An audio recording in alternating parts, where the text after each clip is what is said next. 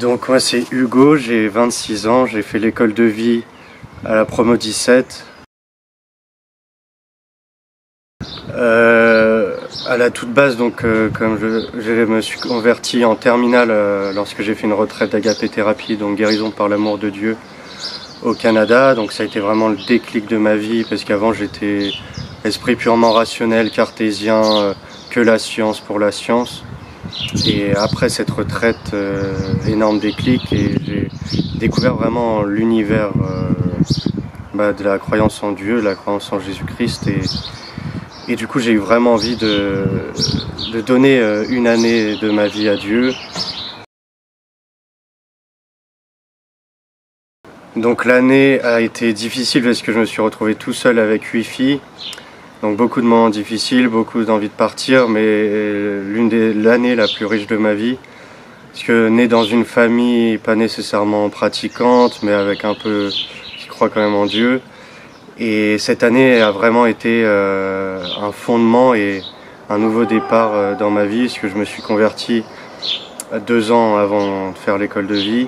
Et ça m'a permis vraiment d'apprendre les fondements de la foi, le catéchisme, de fonder vraiment ma vie sur le Christ. Et la prière quotidienne m'a vraiment montré que le fait de prier régulièrement, ça permet de vraiment vivre et de ne pas seulement vivoter.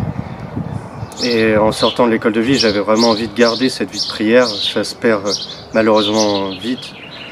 Et cette année, voilà, était vraiment très solide. Une ouverture incroyable sur les autres, par le service, sur Dieu bien sûr par les enseignements, sur le monde entier par tous les intervenants qu'on a eus. Et tous les groupes qui passent ici, vraiment de découvrir le service, la joie du service.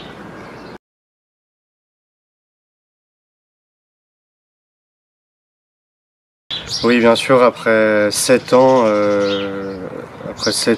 qui sont passés, je me rends compte que cette année à l'école de vie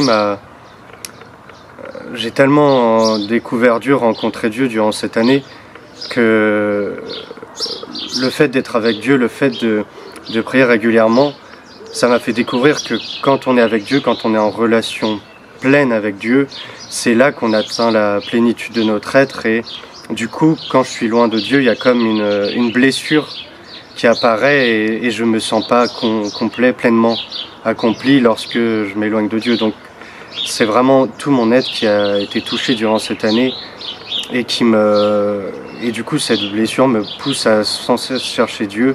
Et Dieu, je sais que sans cesse je le ressens de mon cœur, même si parfois il y a des doutes, je garde toujours cette pleine confiance en l'amour infini de Dieu pour moi, et du coup ça me guide tous les jours.